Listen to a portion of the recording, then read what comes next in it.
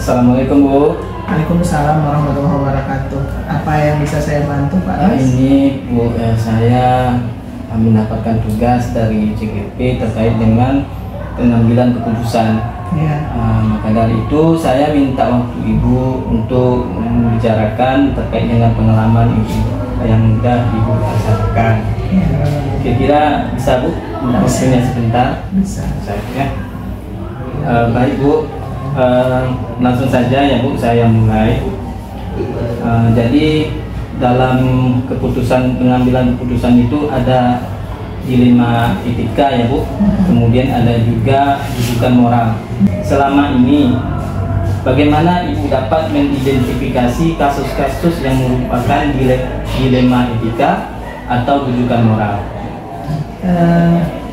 Ini ya Pak Nas, kalau untuk dilema etika itu kan harus kita lihat dari segi sebesar apa pelanggaran atau kasus yang terjadi. Begitu juga dengan rujukan moral. Kalau dilema etika ini selama ini kalau masih bisa memang kita luruskan, kita perbaiki, itu mungkin masih bisa kita buatkan sanksi untuk perbaikan arah ke depannya. Untuk rujukan moral itu biasanya menyangkut tentang lebih keras lagi daripada etika, itu menyangkut sudah moral. Itu biasanya kita akan panggil orang tuanya, kemudian kita diskusikan tentang apa yang akan kita ambil tindakan kepada anak tersebut. Ibu, kita masuk yang kedua ya. Ya. Selama ini bagaimana Ibu menjalankan pengambilan keputusan di sekolah Ibu? Di sini maksudnya sekolah kita, terutama untuk kasus-kasus di mana ada dua kepentingan yang sama-sama benar atau sama-sama mengandung nilai kebajikan. Untuk keputusan yang kita ambil biasanya kita akan diskusikan dulu, baik itu kepada wali kelas, kemudian kepada guru yang bersangkutan, mungkin guru yang bukan merupakan wali kelasnya, kemudian kepada BPDK, selanjutnya juga kepada wakil bidang kesiswaan, termasuk saya sendiri. Itu kita diskusikan, di mana kalaulah keputusan itu memang baik keduanya, mana yang paling baik itu yang kita utamakan. Baik Bu, yang ketiga Bu ya, langkah-langkah atau prosedur seperti apa yang biasa Ibu lakukan selama ini? Prosedurnya biasanya itu wali kelas bekerja sama dengan BPDK dalam menanggulangi setiap permasalahan yang ada di sini. Tapi seperti saya bilang tadi, apabila persoalan itu sudah menyangkut hal yang lebih tinggi, maka akan dilibatkanlah wakakesiswaan dan termasuk saya sendiri. Jadi semuanya diterlibatkan ya, warga sekolah. Kemudian yang keempat, hal-hal apa saja yang selama ini Ibu anggap efektif dalam pengambilan keputusan pada kasus-kasus dilema etika? Biasanya keputusan yang kita ambil itu kalau untuk dilema etika itu biasanya hal yang jadi lebih baik itu akan kita tingkatkan terus untuk kebaikannya. Kalau anak-anak itu misalnya untuk persoalan-persoalan yang ada di dilema etika itu kan biasanya terlibat dia kan bukan hanya dengan guru, tapi juga dengan sesama kawannya gitu. Berarti selama ini kita lakukan dengan apa ya Bu ya? Maksudnya dilema etika ini semuanya kita anggap, maksudnya kita panggil semuanya ya Bu? Iya, siapapun yang terlibat. Ibu, yang kelima, hal-hal apa saja yang selama ini merupakan tantangan dalam pengambilan keputusan pada kasus-kasus dilema etika? tantangannya Bu? Seperti apa Bu yang tantangan yang udah pernah dihadapi, biasanya sanksi yang diberikan kepada anak itu kurang berterima kepada orang tua. Jadi orang tua banyak yang nggak menerima setiap sanksi yang kita berikan dari pihak sekolah, karena mereka menganggap bahwa anak mereka ini tidak ada ya kasusnya ini tidak terlalu berat. Padahal terkadang di sekolah kita anggap sebagai sebuah kasus yang mungkin agak berat begitu. Baik Bu. Terus Bu, yang keenam ini, apakah Ibu memiliki jadwal tertentu dalam sebuah penyelesaian kasus dilema etika? Apakah Ibu langsung menyelesaikan di tempat atau memiliki sebuah jadwal menyelesaikannya? Bentuk atau prosedur seperti apa yang Ibu jalankan? Biasanya dilema etika itu kan enggak setiap hari ada. Biasanya kasusnya itu terjadi, begitu terjadi kita langsung selesaikan. Begitu terjadi kasus itu kita selesaikan langsung sampai tuntas. Ya, berarti langsung direspon dulu. Iya, langsung direspon. Supaya tidak ditunggu jadwal. Ya, berarti jangan ditunda-tunda ya. Jun ya Bu, adakah seseorang atau faktor-faktor apa yang selama ini mempermudah atau membantu Ibu dalam pengambilan keputusan dalam kasus-kasus dilema etika? Biasanya ini karena kita saling kompak di sekolah kita ini, ya, semua saling bekerja sama. Jadi kita melibatkan semua yang ada di sekolah ini kita libatkan, baik itu guru, baik itu wali kelas, BP, bahkan kadang-kadang pembina OSIS. Jadi semua kita libatkan sehingga setiap persoalan yang ada di sekolah kita ini bisa kita selesaikan dengan alhamdulillah ya mudah begitu. Berarti kekompakan tadi ya, Bu. Yang ke-8 Ibu, dari semua hal yang telah Ibu sampaikan, pembelajaran apa yang dapat Ibu petik dari pengalaman Ibu mengambil keputusan dilema etika ini?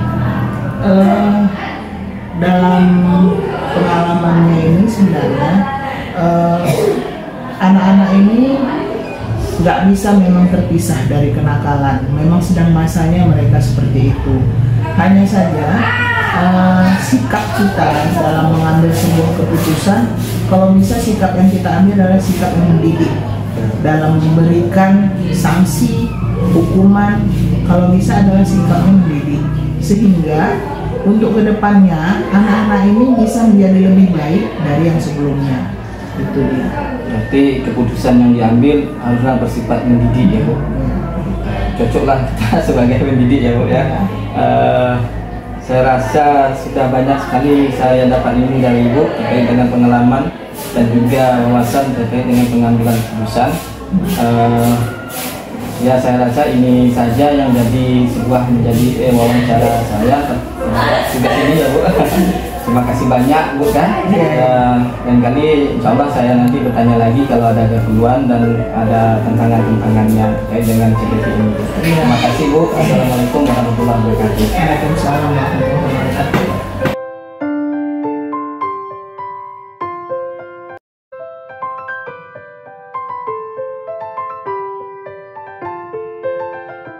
Assalamualaikum Bu. Ya, Waalaikumsalam Pak.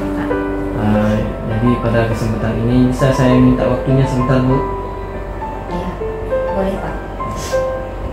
Terkait dengan masalah pengambilan keputusan, yaitu ada dilema etika dan rujukan moral. Ini bagaimana Ibu dapat mengidentifikasi kasus-kasus yang merupakan dilema etika atau rujukan moral? Terima kasih Pak atas pertanyaannya.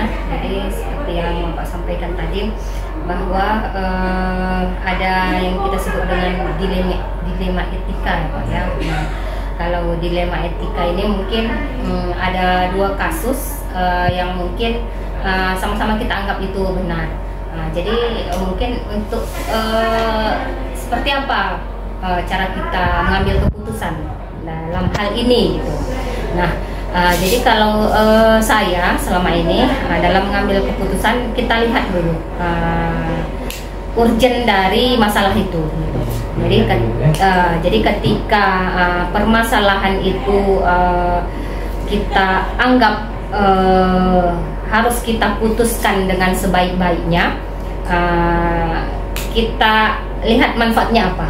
Nah, jadi ketika manfaatnya itu lebih besar dibanding kerugiannya, berarti kita ambil keputusan berdasarkan manfaatnya. Nah, jadi kalau dia lebih bermanfaat, berarti kita putuskanlah berdasarkan manfaatnya itu tadi. Nah, kalau berdasarkan bujukan moral tadi, nah itu harus kita lihat juga dari sisi kalau memang bujukan moralnya itu kurang ada manfaatnya, nah tetap kita laksanakan sesuai dengan koridornya, sesuai dengan jalurnya. Nah, tanpa ada kita karena yang meminta si A, karena kita tidak ada kepentingan gitu. Selagi kita bisa berjalan di relnya, berjalan di aturannya, kita akan laksanakan aturan itu, Pak. Berarti kita melihat dulu ya, Bu, ya. Kalau memang udah di jalurnya, kita lakukan. Kalau masalah dilema etika, kita lihat dulu mana yang lebih bermanfaat ya, untuk kedepannya. Baik, Bu, untuk nomor 2, selama ini bagaimana Ibu menjalankan pengambilan keputusan di sekolah ini, terutama untuk kasus-kasus di mana ada dua kepentingan yang sama-sama benar atau sama-sama mengandung nilai kebajikan. Bagaimana cara jalan Ibu menjalankan atau mengambil pengambilan keputusan ini? Ya, seperti itu tadi. Mungkin kalau selama ini misalnya ada dua kasus yang harus kita putuskan, kita memilih A atau B gitu kan, Pak. Nah, jadi agar keputusan ini tidak mengandung efek kedepannya gitu. Jadi boleh kita ikut kita ajak teman-teman bermusyawarah, teman-teman guru bermusyawarah, atau kalau misalnya terlalu urgent boleh kita ajak wakil-wakil kepala sekolah untuk bermusyawarah gitu. Nah, dari pendapat para guru-guru atau para wakil kepala sekolah itu kita saring kemana arah keputusan yang mungkin bisa kita ambil keputusannya gitu. Jadi dari hasil itu bisa kita kita simpulkan berarti keputusannya mengarah kemana. Nah, tentu finalnya dari kepala sekolah. Selain dari masukan itu tadi, mungkin kepala sekolah bisa berpikir dengan jernih juga keputusan mana yang akan diambilnya dari dua keputusan yang sama-sama benar tadi. Ya, baik, berarti dengan musyawarah ya, Bu, ya, iya, serta dengan warga sekolah ya semuanya ya, Bu. Ya, kita masuk yang nomor 3, Bu, kan?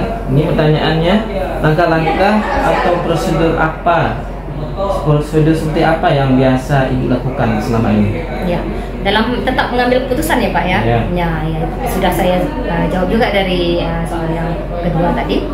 Nah, kalau misalnya keputusannya itu mendadak dan sangat urgent, itu kalau keputusannya tidak terlalu rumit, bisa diputuskan sendiri oleh kepala sekolah, mungkin langsung diputuskan, diambil keputusan. Tapi kalau misalnya keputusannya itu merupakan suatu keputusan yang agak sulit itu dan perlu masukan dari wakil kepala sekolah atau guru yang lain, akan kita ajak berembuk sebelum kita ambil keputusan apa yang akan kita putuskan. Berarti kita lihat dulu masalahnya ya, iya. Kalau memang bisa kita putuskan, langsung kita putuskan. Iya, tidak terlalu urgent gitu kan. Dan masalah kecil ya kan tidak perlu kita rembukkan. Tapi kalau sudah masalahnya besar dan melibatkan orang banyak, itu harus kita kumpulkan untuk meminta masukan-masukan dari teman-teman. Ibu, hal-hal apa saja yang selama ini Ibu anggap efektif dalam pengambilan keputusan pada kasus-kasus dilema etika? Iya. Jadi hal yang efektif tadi mungkin itu tadi, Pak, termasuk saran-saran ya, saran-saran dari para guru, kemudian wakil kepala sekolah yang sudah dikumpulkan.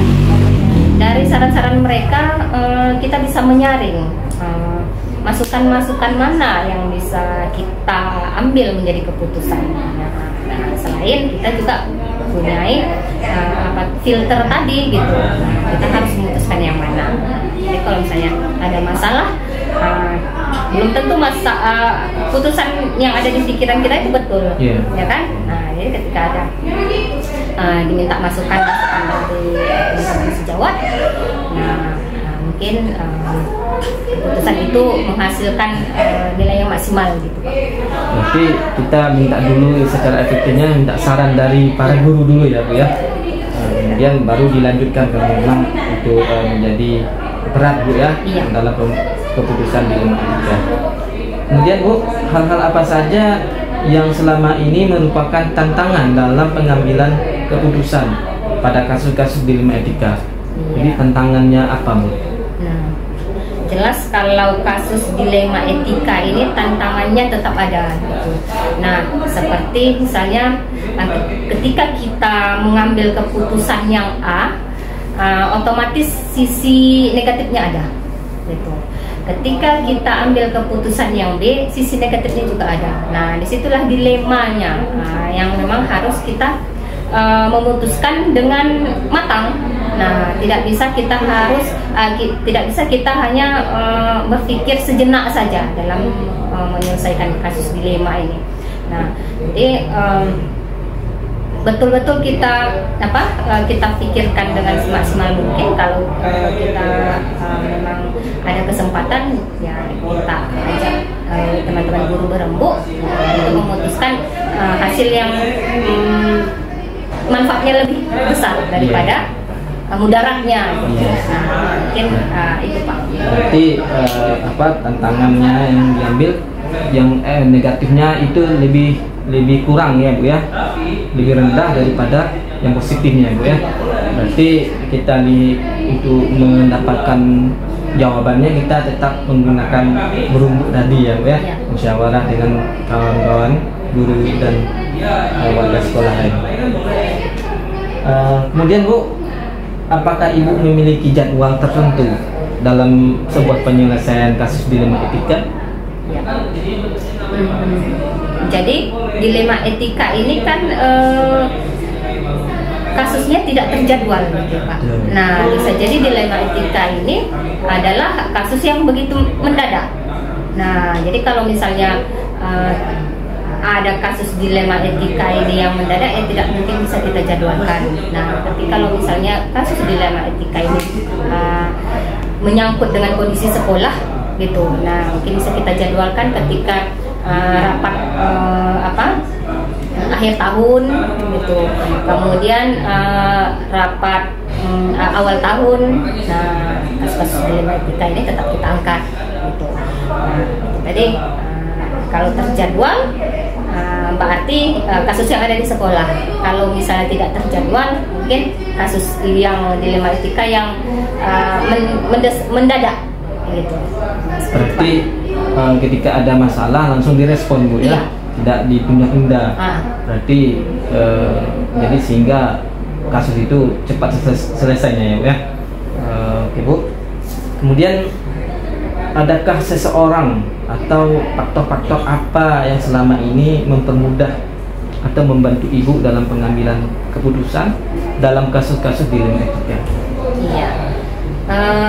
Kalau faktor-faktor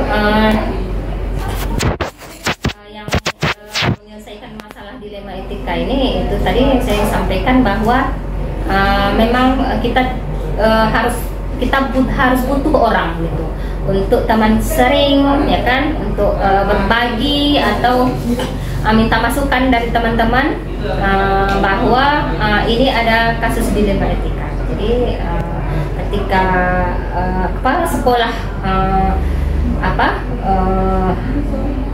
untuk memutuskan sesuatu, nah harus juga didampingi oleh teman-teman wakil kepala sekolah atau teman-teman guru gitu. Nah, jadi sehingga keputusan itu bukan keputusan kepala sekolah. Keputusan itu adalah keputusan sekolah. Ya berbeda Pak ya, keputusan sekolah dengan keputusan kepala sekolah. Jadi kalau keputusan kepala sekolah yang bertanggung jawab sepenuhnya adalah kepala sekolah. Tapi kalau misalnya keputusan sekolah itu adalah sepengetahuan warga sekolah dan ditanggung-jawabi oleh warga sekolah. Baik, berarti memang kita harus musyawarah juga ya Bu ya, sesama teman-teman guru dan juga warga sekolah. Jadi sehingga keputusan itu menjadi keputusan sekolah.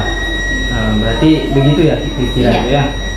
Baik, kemudian dari semua yang telah Ibu sampaikan, pembelajaran apa yang dapat Ibu petik dari pengalaman Ibu mengambil keputusan terkait dengan dilema etika? Iya. Jadi terakhir dilema etika ini seperti yang saya sampaikan tadi adalah namanya dilema gitu. Betul. Ketika kita mengambil keputusan tidak semudah yang kita pikirkan gitu.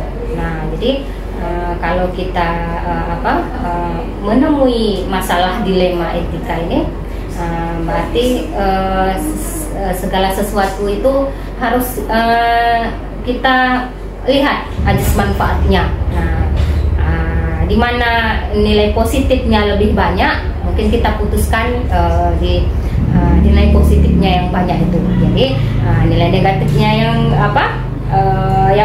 yang banyak itu tidak kita putuskan, daerah yang nilai negatifnya itu lebih banyak gitu. Jadi di mana nilai positifnya yang lebih banyak, kita putuskan di dilema etika yang nilai positifnya lebih banyak.